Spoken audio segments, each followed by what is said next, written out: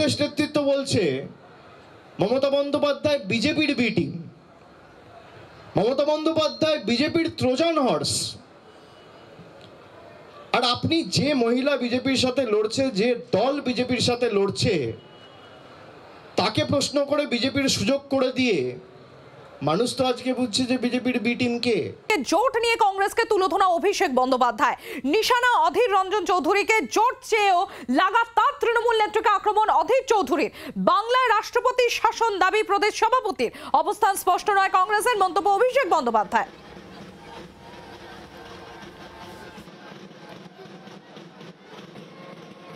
বারে বারে আমাদের দলের যে অবস্থান, যদি সিট শেয়ারিং নাও হয়, মমতা বন্দ্যোপাধ্যায় বলেছে যে আমরা ইন্ডিয়া অ্যালায়েন্সকে সাপোর্ট করি, আমরা ইন্ডিয়া অ্যালায়েন্সে রয়েছি। সিট শেয়ারিং হয়নি, কার জন্য হয়নি এটা মানুষ দেখুক। আমরা তো চেয়েছিলাম যে সিট শেয়ারিং নিয়ে কথা হোক। 6 মাসে আপনারা দেখুন কংগ্রেসের প্রদেশ নেতৃত্ব কতবার তৃণমূল কংগ্রেসকে আক্রমণ করেছে, কতবার তৃণমূলকে করে, কতবার মমতা বন্দ্যোপাধ্যায়কে আক্রমণ করেছেন, আর কতবার বিজেপি নেতাদের করেছে।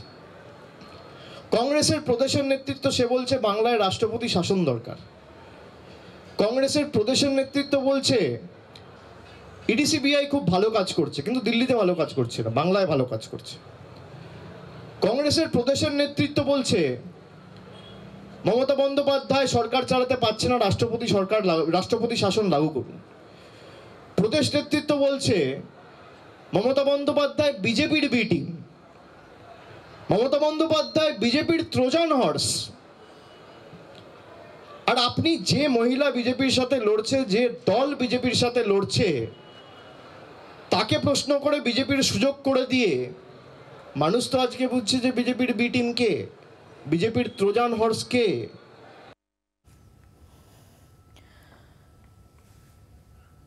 জোট নিয়ে কংগ্রেসকে তুলোধনা অভিষেক বন্দ্যোপাধ্যায়। আপনারা শুনলেন অভিষেক বন্দ্যোপাধ্যায়, তিনি রীতিমতো নিশানা করেছেন অধীর রঞ্জন চৌধুরীকে এবং তার মন্তব্য হচ্ছে জোট চেয়েও লাগাতার তৃণমূল নেত্রীকে আক্রমণ করেছেন প্রদেশ নেতৃত্ব।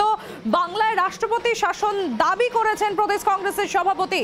মমতা বন্দ্যোপাধ্যায় সরকার রাজ্য চালাতে পারছে না, রাষ্ট্রপতি শাসনের দাবি করেছেন প্রদেশ কংগ্রেস সভাপতি। এরকম সরাসরি আক্রমণ অধীর রঞ্জন চৌধুরীকে। কি বলেছেন অভিষেক বন্দ্যোপাধ্যায় আরো একবার শোনাবো আপনাদের।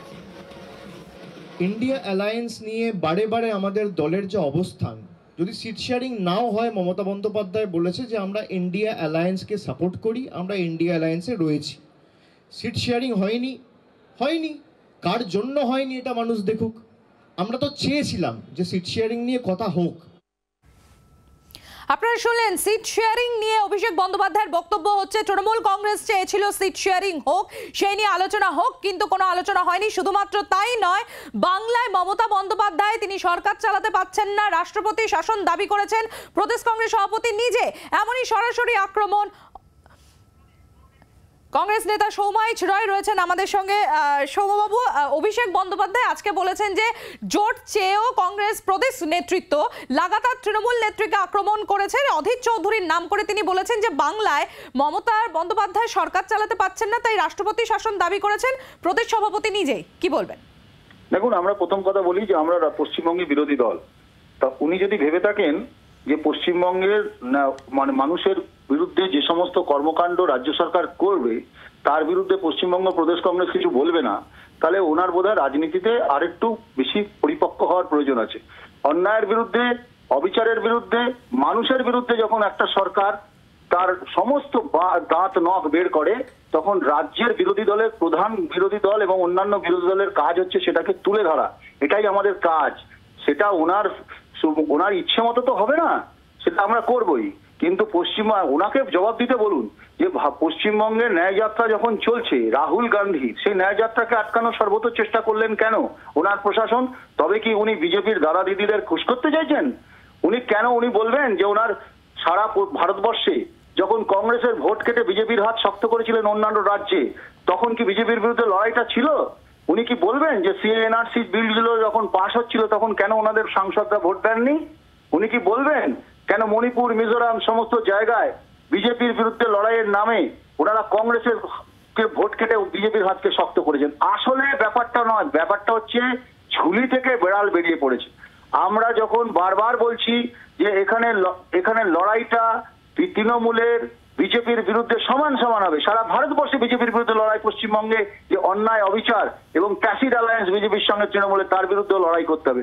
অধীর চৌধুরীকে আর আমাদেরকে আক্রমণ তো করছে, আজকে থেকে করছে। আমাদের ছেলেরা পশ্চিমবঙ্গে খুন হচ্ছে পঞ্চায়েত নির্বাচন লড়ার নামে। আমাদের রাজ্যে পশ্চিমবঙ্গের ছেলেরা, পশ্চিমবঙ্গে আমাদের কর্মীরা আক্রান্ত হচ্ছে। তাহলে সেগুলোর জবাব কি অভিষেক বাবুর কাছে আছে?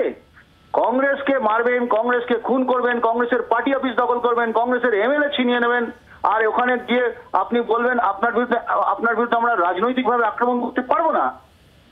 কংগ্রেস আমরা করি না। পশ্চিমবঙ্গের কংগ্রেস সর্বতভাবে তৃণমূলের এই অপশাসনের বিরুদ্ধে কথা বলে যাবে। ধন্যবাদ সৌম্যবাবু।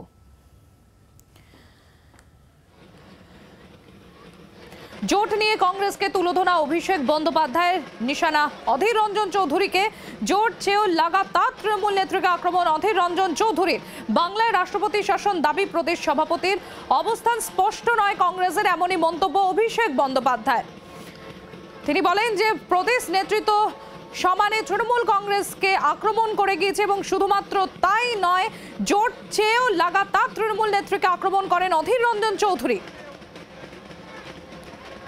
সিপিআইএম কেন্দ্রীয় কমিটির সদস্য সুজন চক্রবর্তী রয়েছেন আমাদের সঙ্গে। সুজন বাবু, আজকের অভিষেক বন্দ্যোপাধ্যায় তার বক্তব্য হচ্ছে যে জোট চেয়েও তার পরেও অধীর রঞ্জন চৌধুরী তিনি লাগাতার তৃণমূল নেত্রীকে আক্রমণ করে গিয়েছেন। তিনি বলেছেন যে তৃণমূল নেত্রী সরকার চালাতে পারছে না মমতা বন্দ্যোপাধ্যায়, বাংলার রাষ্ট্রপতি শাসন দাবি করেছেন প্রদেশ সভাপতি নিজেই।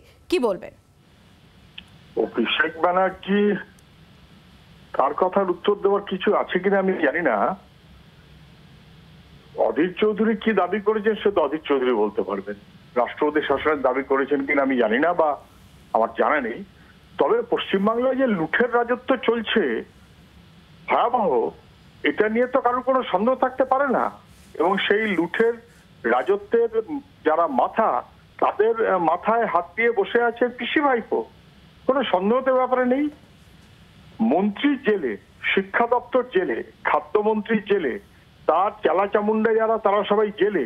তাদের কারুর ৭৭০ কোটি, কারুর ১০০০ কোটি, কারুর এমন যে সে রয়্যাল বেঙ্গল টাইগার পালিয়ে বেড়াচ্ছে, তার পিছনে পুলিশ দাঁড়িয়ে আছে, তার পিছনে সরকার প্রশাসন। নীতিহীনতা না, নির্লজ্জ, চূড়ান্ত, কোনো সন্দেহ নেই।